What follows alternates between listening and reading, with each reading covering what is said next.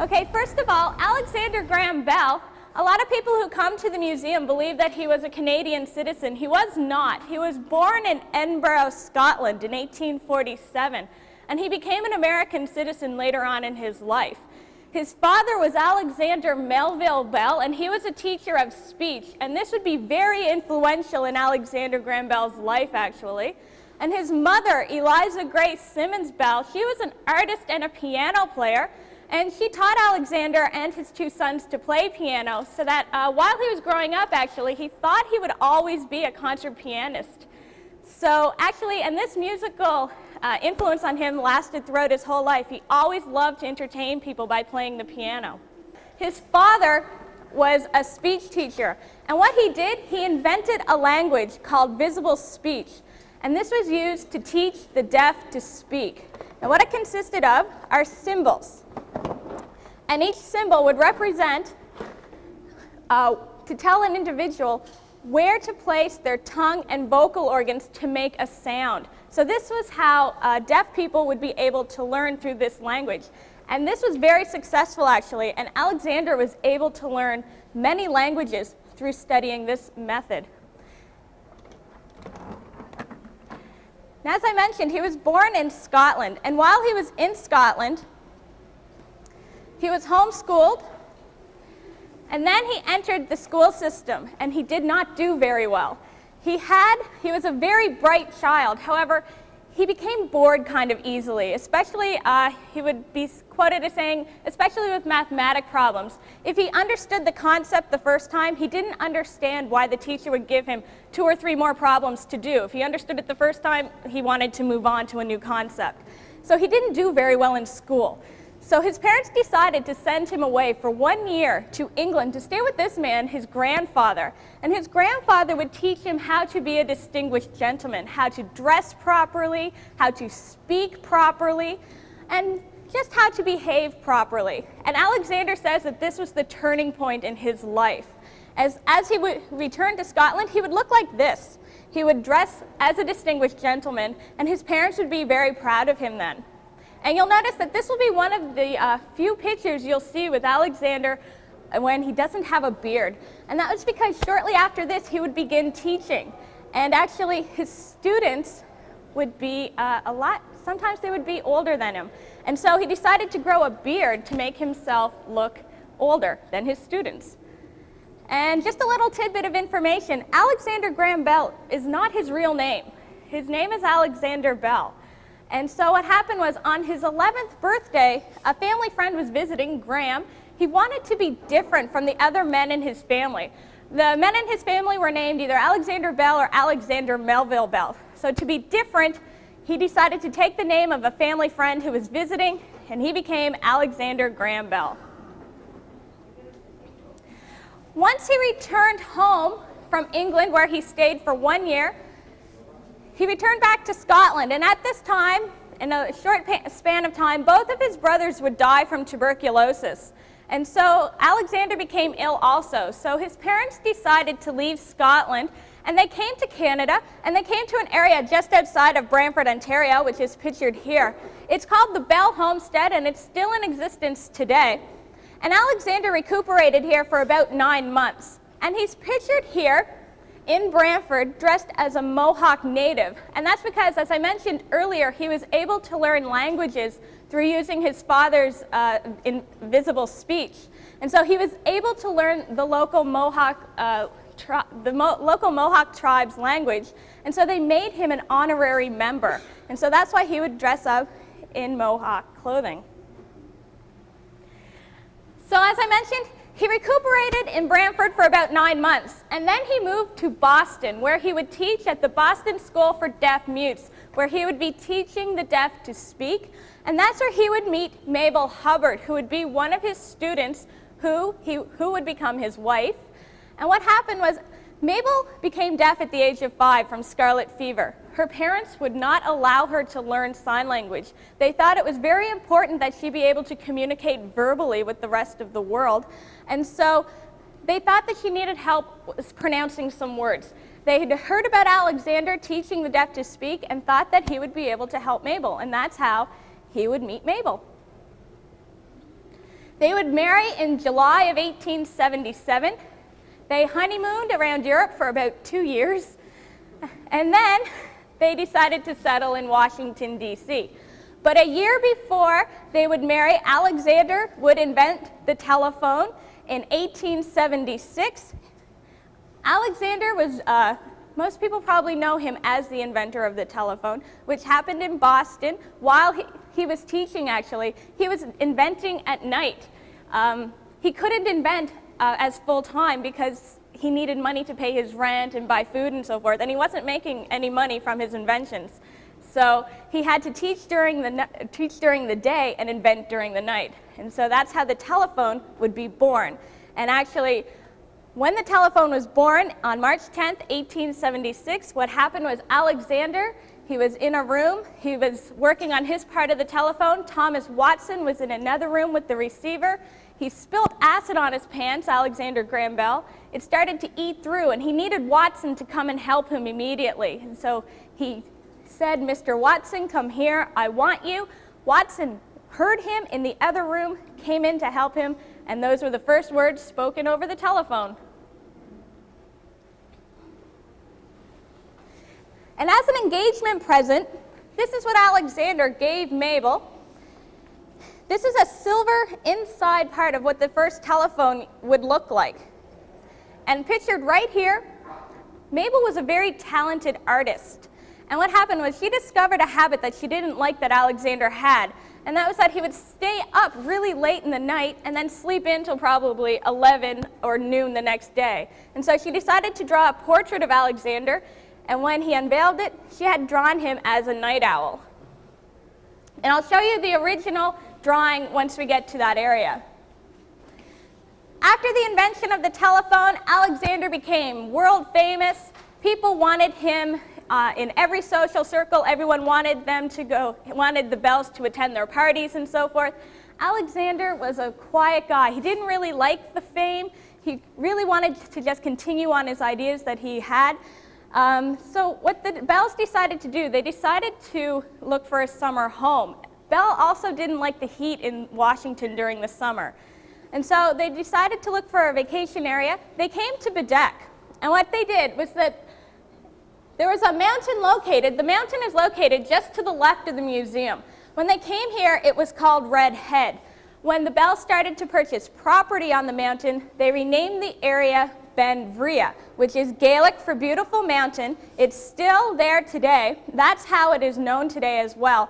And that's where they would build their house, Benvria Hall. It has 37 rooms and 11 fireplaces, and that is still in the Bell family. It belongs to one of his granddaughters who is still living and who uses it as her summer home. So it's still in the Bell family.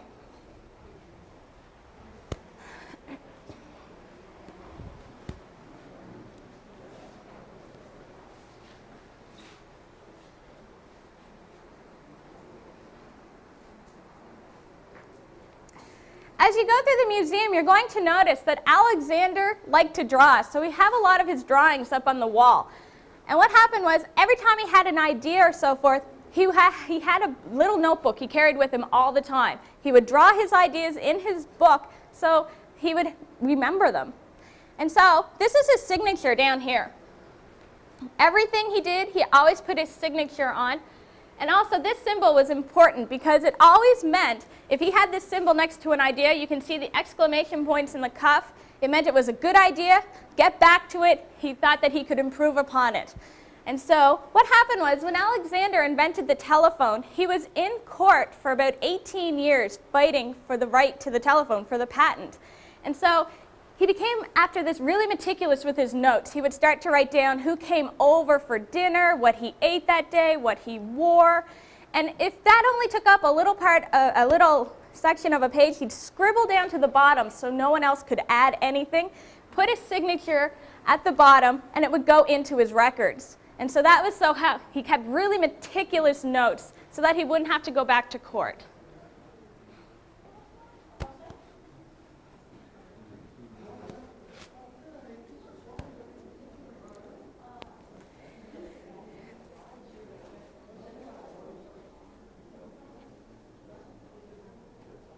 And this is our ideas exhibit area. This is where you'll start to get into seeing the artifacts of Bell's work. Pictured here is a tetrahedral tower. It was a 70-foot tetrahedral tower that was built on top of Benvria Mountain. And Alexander Graham Bell, as you noticed as you came through the museum, you've probably noticed there are a lot of triangles. And that's because Alexander Graham Bell patented the tetrahedron. And a tetrahedron, it's 3 equilateral triangles. And when you put it together, it makes a 4-sided figure. And that's Alexander Graham Bell's shape, which he patented. And he loved this shape. He used to make tetrahedral hats for his grandkids' birthdays. Those would be their party hats. If you walked down the path when you came to the museum, you saw a tetrahedral shelter on your right. He had those located throughout his property so that he and family and friends could sit and watch experiments or sit out of the sun and the rain. They had beds and chairs and so forth located in those shelters. He had tetrahedral chairs that he set up so he could sit on the lawn. So he really loved this shape. And you'll notice now that tetrahedron actually is used now in a lot of space frame technology. The Bells first came to Baddeck in 1885. And you'll see up on the wall, that would be the first picture of the Bell family when they came to Baddeck with their 2 daughters, Elsie May and Marion. And I'll just point out in the case, and this case contains bones of animals. And that's because as a young boy, Alexander used to like to go out into the woods and find bones of dead animals. He would not kill the animal, but he would find the bones. And so then he thought it was fun to put the skeleton frames back together. And so his father didn't really like him doing this activity. So he said, if you want to continue to do this, you're going to have to learn the names of the bones in Latin. And so Alexander wasn't really keen on doing that. So it kind of lost interest to him then. Also, you'll see toys here. Alexander loved children. He used to love to write stories for kids, especially deaf children. He used to love to make toys as well for kids. But his toys, a lot of them were always educational because he believed in the Montessori schooling. And so what that means is that kids would learn by doing. They wouldn't sit at a desk and be lectured to, but they would be involved in the science experiments. And so he would make toys where kids could learn scientific principles from. You'll also see a picture up on the wall, and that was the Bell's houseboat, the Mabel of Benvria. That's what they used to use to go around the lakes. But once it got too old and so forth, they decided to beach it, and that became one of Bell's studies. And actually, no one was allowed down there. Bell was very, he didn't want people around when he was studying. He thought they could be really interruptive. And so what happened was when he was down there studying, no one else could go down. And the significance of this is that when you see the horse at the bottom, that would be the communication method. Because when Alexander was down there, no one else could go. So the horse was trained by the number of claps to know where to go on the estate. So his mail and so forth would be sent down on the horse's carriage, his lunch, and so forth, so no one would interrupt him. So by the number of claps, the horse would know where to go. Alexander was also interested in photography. You'll see just right here. That's why we have a lot of pictures in the museum. It was a new medium at the time, photography, and he loved it. He caught on to it right away, and so that's why we have a lot of pictures at the museum, and that's why we're lucky, because he was so interested in photography, plus other members of his family were as well, so that's why we have so many pictures here. As I mentioned, he hated the heat in Washington, so he was dabbling in air conditioning long before anyone else. He hated the heat. He just hated it. So he would come up with ways to cool himself down. And what you'll see here, this is a solar still.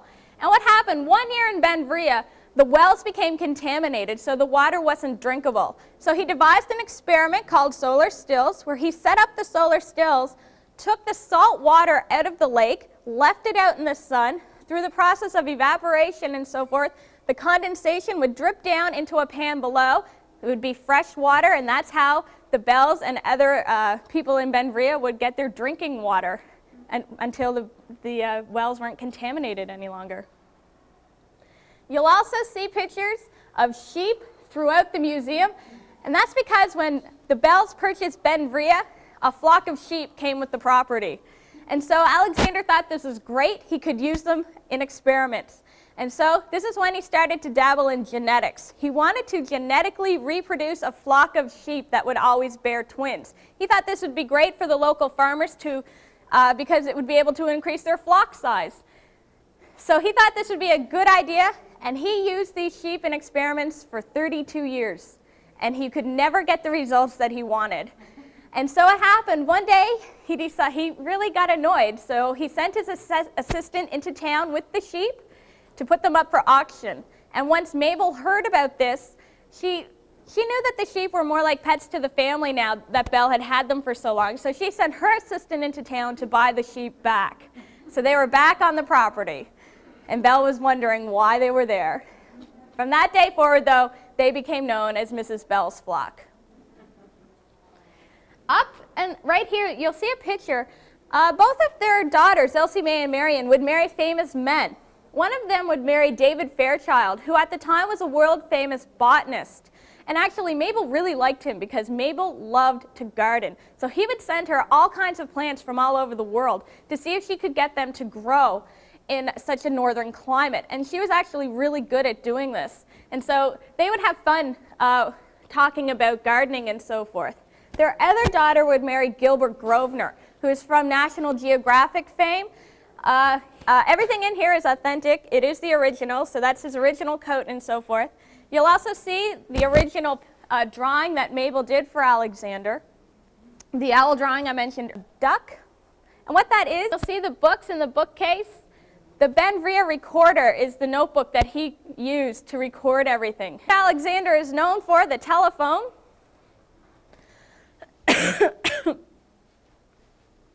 As I mentioned, the telephone was invented on March 10th, 1876 in Boston.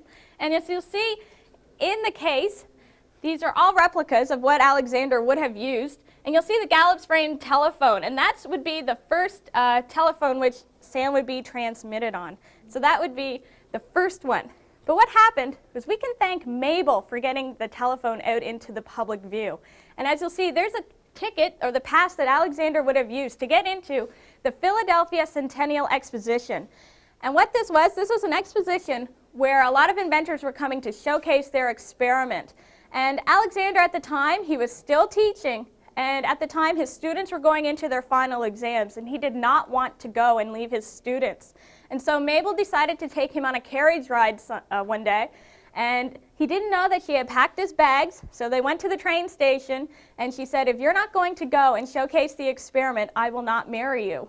And so he went, and at that time, he won a prize of distinction, and so this would be the first time that the public would view the telephone.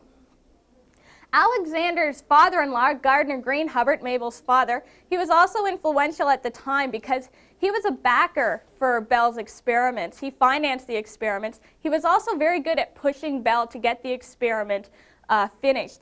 However, what's ironic and funny is that he didn't want Bell to continue with the telephone experiment. He wanted him to continue with the harmonic telegraph experiments that Bell was working on at the time. And this was just a predecessor to the telephone. And Hubbard thought that the harmonic telegraph had a lot more potential than the telephone. And when Bell told Hubbard about the telephone idea that he had, Hubbard basically told him, why don't you just stick with the harmonic telegraph? It has a lot more potential. So maybe he was a little bit wrong in that aspect. Also, as I mentioned, Bell was fighting for the patent right for the telephone, and he was in court for about 20 years doing this, 18 years. And what happened was, one of the most famous cases would be with Elijah Gray. And what happened was, Elijah Gray did file for the patent of the telephone about 2 hours after Alexander Graham Bell. So it was very close. And so they were going to court fighting for the right for the telephone. And what happened was, what basically won the case for Alexander was that he had written a letter to his family explaining his idea for the telephone years before. And it was brought into as evidence into court. And so that's really what won him that case. But there were hundreds of cases brought against Alexander fighting for the patent right for the telephone. And actually the patent number 174465, the patent number for the telephone, is one of the most famous patent numbers in the world. And you'll see the progression of the telephone in the other cases. In a span of only a couple of years after the telephone was invented, Bell became extremely wealthy. And so this led him, with the invention, it allowed him to basically, for the rest of his life, he could invent and do what he wanted. So it gave him a lot of time to work on other ideas. And as a wedding gift, he would give all of his shares of the telephone company except for 10 to Mabel. And he said he gave his shares to Mabel because that's all at the time that he had to give her. But there are people who say that Alexander gave it to her because he didn't like to go to business meetings. He wasn't a businessman. So he thought if he gave most of the shares to Mabel, he wouldn't have to do any of the business associated with the telephone. And Mabel was actually a very, very keen business person. She ran the estate. Alexander was he didn't like to deal with the financial aspect. He wanted to work on his ideas and so forth. So Mabel ran the estate. She made sure that everything was running smoothly. And she also made sure that Alexander, he would work on an idea, but then he'd move on to something else and never finish it. She was very good at keeping him in line and telling him how to get things done. Why don't you continue working on the idea, see how far you can get it? So she kept him very on the straight and narrow.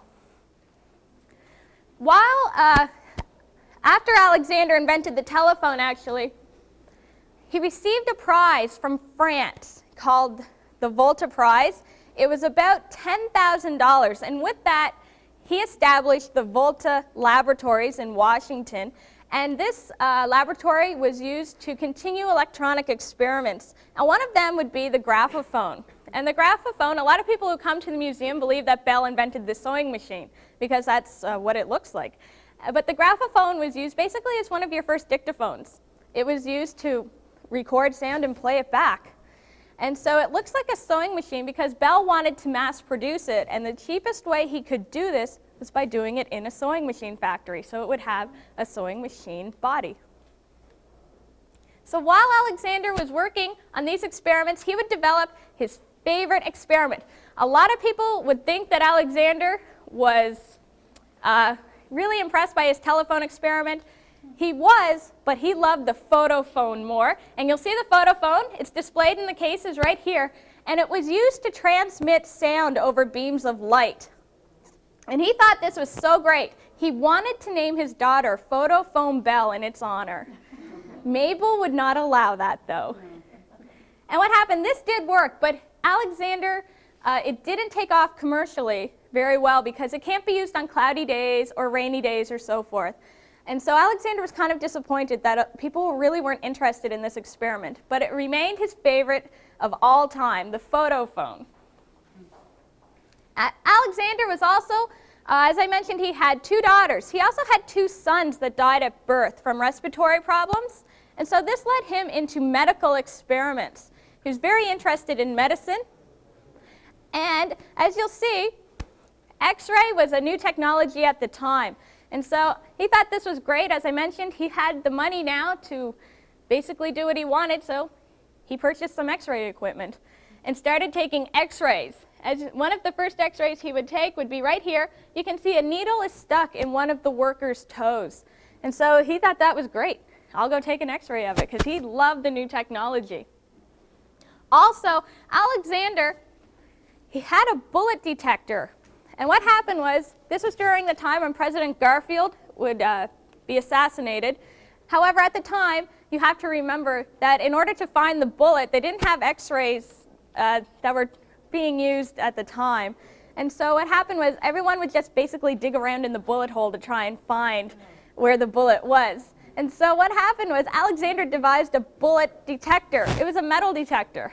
And so what happened was, he would go and use the bullet detector to see where the bullet was in the president's body. However, when he was using it, it wouldn't work. So he would do tests again in the laboratory, and it would work. He would fire a bullet into a slab of meat, run the bullet detector over it, and it would beep.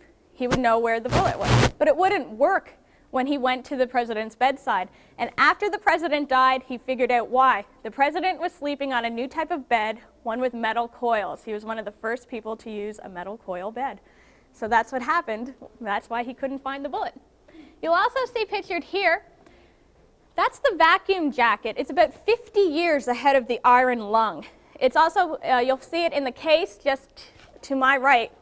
There would be a bellows attached to the vacuum jacket. And what happened was a sheep would drown, accidentally drown. But Baddeck at that time, a lot of people were from Scotland and very superstitious. So they thought one person thought that he was witnessing the work of the devil. He was a worker for Bell. He would never come back and never collect his last paycheck.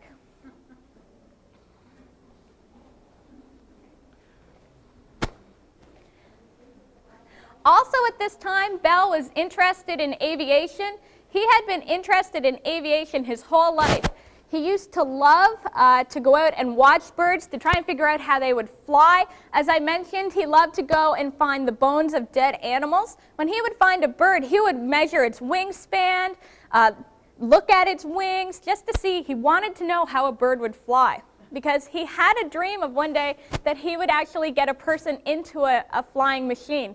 And actually, when he would tell his friends about the future, when he would say, one day we will be able to fly from place to place, he would get laughed out of rooms. People did not believe him at all. And so what he decided to do, he started to work with kites. And you'll see kites hanging from the ceiling.